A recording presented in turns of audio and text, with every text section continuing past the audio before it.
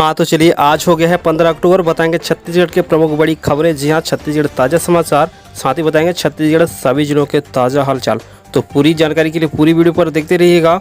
और गुजारिश एक ही, अगर आपने अभी तक हमारा इस चैनल को सब्सक्राइब नहीं किया तो सब्सक्राइब करके बेल आइकन को जरूर से दबा दीजिए, क्योंकि छत्तीसगढ़ रिलेटेड तमाम बड़ी अपडेट हम इस चैनल के माध्यम से आप लोगों तक पहुंचाते रहते हैं। हाँ तो चलिए, खबरों का सिलसिला शुरू करते हैं और आज की पहली बड़ी खबर हम आपको सुनाते हैं। जी हाँ, छत्तीसगढ़ राज्य निर्वाचन आयोग ने जारी किया पुनरीक्षण कार्यक्रम। जी हाँ, नए मतदाता जुड़वा सकेंगे नाम। जी हाँ, भारत निर्वाचन आयोग के निर्देश अनुसार फोटोयुक्त निर्वाचन नामावली पुनरीक्षण हेतु विशेष संक्षिप्त मतदाता पुनरीक्षण जो कार्य है वो शुरू हो चुकी है। यह मुख्य निर्वाचन पदाधिकारी रीना बाबा साहब कंगाले ने बताया कि 1 जनवरी 2021 की स्थिति में मतदाता सूची का पुनरीक्षण कराया जा रहा है।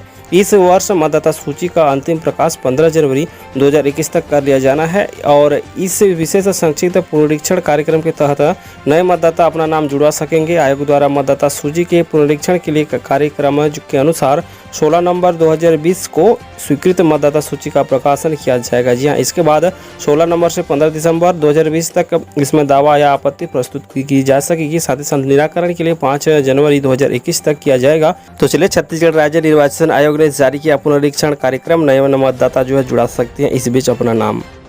तो चलिए आगे बढ़ते हैं। जी हाँ, आ रही बड़ी खबर, स्कूल खोलने को लेकर शिक्षा मंत्री टेकाम ने जारी किए बयान। जी हाँ, स्कूल शिक्षा मंत्री डॉक्टर प्रेमसाद सिंह टेकाम ने कहा कि स्कूल खुले भी तो ऑनलाइन पढ़ाई जारी रहेगी। स्कूलों के संचालन को लेकर केंद्र सरकार जिन शर्तों का निर्धारण किया है उसकी पूर्ति के लिए प्रक्रिया आरंभ कर दी गई है। जी हाँ, सरगुजा प्रवास पर पहुंचे स्कूल शिक्षा मंत्री डॉक्टर प्रेम सिंह ने कहा कि कोरोना काल की वजह से पिछले 6 माह से स्कूल बंद है। केंद्र सरकार ने 15 अक्टूबर से स्कूल खोले जाने या संचालन करने के निर्देश दिए हैं, लेकिन इनमें कई शर्त शामिल है। प्राचार्य, प्रधान पाठकों के अलावा बच्चों के अभिभावकों से राय लेने को कहा गया है। छत्तीसगढ़ में यह प्रक्रिया शुरू कर दी गई है। चिकित्सा विशेषज्ञों की भी राय लेनी है।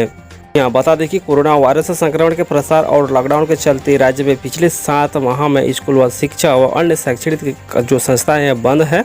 इस बीच शिक्षा को जारी रखने के लिए राज्य सरकार तरह तरह के प्रयास कर रही है। ऑनलाइन माध्यम से बच्चों की पढ़ाई की जा रही है। तो चलिए यार, ये बड़ी खबर। जी हाँ, छत्तीसगढ़ शिक्षा मंत्री स्कूल खोलने को लेकर कहे 15 अक्टूबर से स्कूल खोलने का संचालन के निर्देश तो है, लेकिन इस बीच कई शर्त शामिल है। प्राचार्य, प्रधान पाठक के अलावा बच्चों की अभिभावकों की राय लेना भी जरूरी है। जब सब कुछ राय हो जाएगी तब स्कूल खोलने पर विचार किया जाएगा। तो चलिए आगे बढ़ते हैं। जी हाँ, किसानों को लेकर आ रही है बड़ी खबर। जी हाँ, जल्द होगा किसानों का अपना नया कानून। अगली विधानसभा सत्र पर रखी जाएगी बात और विधानसभा सत्र दिवाली से पहले होगा। जी हाँ, मंत्री चौबे ने जारी किया बयान। जी हाँ, तो चलिए आ रही है खबर। जी हाँ, छत्तीसगढ़ के किसानों के लिए प्रदेश सरकार ने नए कृषि कानून बनाने का ऐलान किया है। इसे लेकर विधानसभा के विशेष सत्र बुलाए जाने की जानकारी मंत्री रविंद्र चौबे ने दी है। जी हाँ, मंत्री ने जानकारी दी है कि दीपावली से पहले विधानसभा का विशेष सत्र बुलाया जाएगा। यह विशेष सत्र नए कृषि कानून बनाए जाने के लेकर रहेगा। तो वही उल्लेखनीय है कि मुख्यमंत्री भूपेश बघेल ने मोदी सरकार के कृषि कानून का खुलकर विरोध किया है। विरोध प्रदर्शन के दौरान सीएम ने प्रदेशवासियों के लिए नए कृषि कानून बनाने का ऐलान किया था। जी हाँ, वही अब इसे लेकर दीपावली से पहले विधानसभा की सत्र बुलाई जाएगी और जानकारी मंत्री के मीडिया के माध्यम से दी जाएगी। तो चलिए आ रही है खबरें भाई इस तरह से कि छत्तीसगढ़ में किसानों के लिए बनेगा नया कानून। विधानसभा सत्र पर होगी चर्चा और जो विधानसभा सत्र है खबरों के अनुसार दीपावली के पहले होगा। हाँ तो चलिए, वहीं दूसरी ओर कोरोना घर घर जांच अभियान। अब तक 55 लाख घरों में 1,16,000 कोरोना के लक्षण, जिसपे 1,07,000 जांच में 6,571 पॉजिटिव। जी हाँ, राजधानी और प्रदेश में सरकारी अमले में 5 से 12 अक्टूबर तक एक हफ्ते में 55 लाख से ज्यादा घरों में दस्तक दी है। दोस्तों, फिर भी टीमों ने घरों से 1,16,000 ऐसे लोगों को ढूंढ निकाला जिसमें सर्दी, खांसी, बुखार, सांस में तकलीफ या कोरोना जैसे लक्षण थे। रैपिड टेस्ट के इनमें से 6,571 लोग पॉजिटिव निकल गए। इसी तरह राजधानी रायपुर में 4,12,438 घरों में सरकारी अमले ने 3,257 लक्षण वाले 443 लोग को हाई रिस्क वाले ढूंढ निकाली है। चलिए तो खबरों का सिलसिला को बरकरार रखते हैं। अगली बड़ी खबर हम आपको सुनाते हैं। जी हाँ, किसानों की ऋण पुस्तिका व राशन कार्ड देरी से बनाने वाले कर्मचारी पर होगा जुर्माना, जारी किए निर्देश। तो जी हाँ, रायगढ़ से आ रही खबर। जी हाँ, मंगलवार को सभी विभागों कार्यों की कलेक्टर भीम सिंह ने साप्ताहिक प्रगति की समीक्षा की है। उन्होंने जिले के सभी एसडीएम और तहसीलदार को वीडियो कॉन्फ्रेंसिंग के माध्यम से निर्देशित किया कि उनके नगरीय क्षेत्र से लगे गांव के 100 से 100 खसरे का रैंडम गिरदावरी जांच कर 2 दिवस के भीतर रिपोर्ट प्रस्तुत करें। अपनी रिपोर्ट में गिरदावरी में पाई नई त्रुटियां का भी उल्लेख करें। गिरदावरी त्रुटियों को सुधारते हुए 14 अक्टूबर तक भूया वेबसाइट पर दर्ज की जानी चाहिए। कलेक्टर ने लोक सेवा गारंटी योजना में ऋण पुस्तिका और राशन कार्ड बनाए जाने के प्रकरणों में विलंब होने पर जिम्मेदार अधिकारी व कर्मचारी पर आर्थिक दंड करने के निर्देश दिए हैं। उन्होंने जिले के सभी एसडीएम, तहसीलदार और नायब तहसीलदार से उनके न्यायालयों में 1 वर्ष से अधिक समय का कोई प्रकरण लंबित नहीं है, इस आशय का प्रमाण पत्र देने के निर्देश भी दिए हैं। तो चलिए भाई, आ रही है खबरें जहां किसानों की ऋण पुस्तिका व राशन कार्ड देरी से बनाने वाले कर्मचारी पर होगा जुर्माना, जारी किए निर्देश। तो चलिए, आ रही है बड़ी खबर दूसरी ओर, गोधन न्याय योजना, अब गोबर से सीएनजी बनाने की हो रही है तैयारी, जानिए विस्तार से।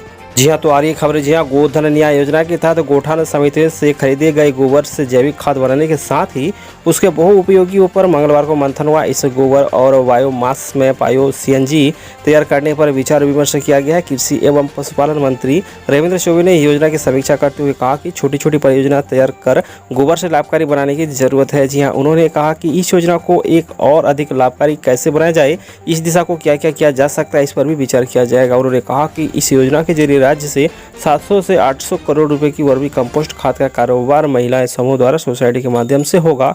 इससे ग्रामीण को रोजगार के साथ सोसाइटी में संबल मिलेगा। इस दौरान जैविक खाद निर्माण की स्थिति, साथ ही पैकेजिंग और मार्केटिंग पर भी विचार की चर्चा की गई। जी हाँ, छत्तीसगढ़ बायोफ्यूल अथॉरिटी के अधिकारियों ने गोबर और बायोमास से बायो सीएनजी तैयार करने की तकनीक भी बताई। तो चलिए, इस तरह से आ रही है खबरें कि अब गोधन न्याय योजना के तहत छत्तीसगढ़ में जो गोबर खरीदी की जा रही है उसमें सीएनजी बनाने की तैयारी भी जो है शुरू कर दी जा रही है।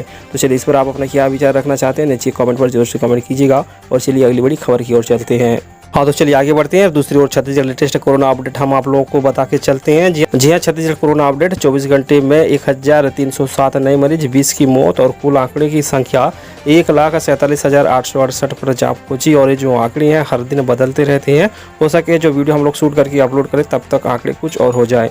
हाँ, तो चलिए भाई, राजधानी रायपुर में कोरोना से मरने वालों की संख्या मंगलवार को 500 पहुंच गई है। प्रदेश में अब तक 1307 मरीज कोरोना से हार चुके हैं। जी हाँ, मंगलवार को प्रदेश में कोरोना के 20 लोगों की जान गई, जिसमें 4 रायपुर के हैं। पिछले 24 घंटे में रायपुर में 339 और प्रदेश में कोरोना से 1307 नए मरीज आए हैं। जी हाँ, इन्हें मिलाकर प्रदेश में कुल 1,47,868 कोरोना मरीज हो गए हैं। इनमें से 37,210 लोगों का विभिन्न अस्पतालों में होम आइसोलेशन से इलाज चल रहा है। साथ ही रायपुर में मरीजों की संख्या 37,999 है और एक्टिव केस 9,019 है। अब तक प्रदेश में 1,19,650 व रायपुर में 28,481 लोग इलाज के बाद स्वस्थ हो चुके हैं। वहीं अब सीआरपीएफ कैंप बाराडोरा के 12 जवानों की रिपोर्ट भी पॉजिटिव आई है। तो चलिए, छत्तीसगढ़ लेटेस्ट कोरोना अपडेट हमने आप लोगों को बताइए। और चलिए अगली बड़ी खबर की ओर चलते हैं और आप लोगों को रायपुर सर्राफा बाजार का बाजार भाव भी हम आप लोगों को बता के चलते हैं। जी हाँ, सोना 250 रुपये सस्ता और चांदी 300 की गिरावट। तो चलिए खबरें विस्तार से। दोस्तों, आ रही है खबरें, सोना चांदी के दाम पे मंगलवार को मामूली गिरावट आई है। अंतर्राष्ट्रीय बाजार के प्रभाव से आई इस गिरावट का असर रायपुर सर्राफा बाजार पर भी पड़ा है। जी हाँ, सोमवार की तुलना में मंगलवार को सोना 250 रुपये गिरावट आई है। साथ ही जो 52,750 रुपये हुई हैं प्रति 10 ग्राम सोने की रेट। साथ ही चांदी में 300 रुपये लुढ़क कर 63,700 रुपये किलो रही है। जी हाँ, सर्राफा विशेषज्ञ का कहना है कि दोनों की कीमत, धातुओं की मांग त्योहारी सीजन में बढ़ेगी तो निश्चित रूप से दोनों के धातुओं के दाम और बढ़ेंगे। अभी कोरोना के चलते अंतर्राष्ट्रीय व्यापार काफी प्रभावित हुआ है, इस वजह से महंगी धातुओं की कीमत भी तेजी से आ रही है। तो चलिए आगे बढ़ते हैं, खबरों का सिलसिला को बरकरार रखते हैं। आ रही है खबरें, जी हाँ, त्योहार के इस सीजन छत्तीसगढ़ में दौड़ेगी 10 और नई ट्रेनें। जी हाँ, में यात्रियों की भीड़ बढ़ने की संभावना को देखते हुए रेलवे बोर्ड ने बंद की गई 10 और स्पेशल ट्रेनों को फेस्टिवल ट्रेन के रूप में चलाने की घोषणा कर दी है। इनमें से ज़्यादातर ट्रेन साप्ताहिक, त्रिसाप्ताहिक और सप्ताह में 2 दिन चलेगी। हालांकि ये ट्रेन कब से पटरी पर दौड़ेगी इसकी घोषणा फिलहाल नहीं की गई है।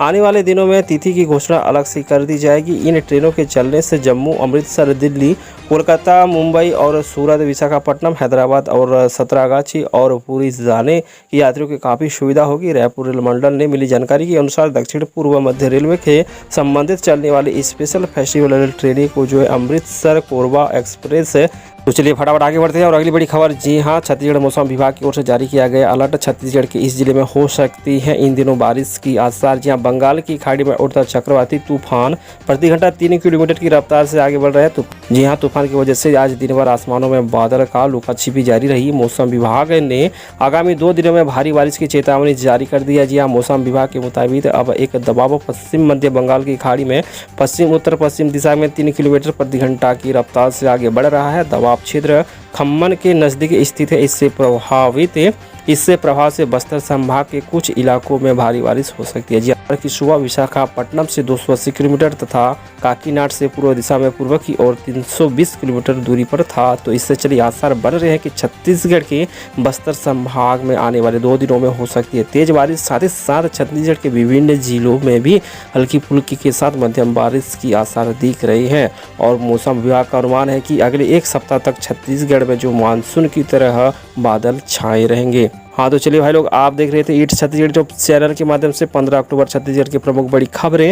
उम्मीद करते हैं वीडियो अच्छा लगा तो वीडियो को एक लाइक जरूर से कीजिए और आपने अभी तक हमारा इस चैनल को सब्सक्राइब नहीं किया तो सब्सक्राइब करके बेल आइकन को भी जरूर से दबा दीजिए। Chhattisgarh related most important update हम चैनल के माध्यम से आप लोगों तक पहुँचाते रहते हैं। तो मिलते हैं अगली वीडियो पे, तब तक के लिए नमस्कार।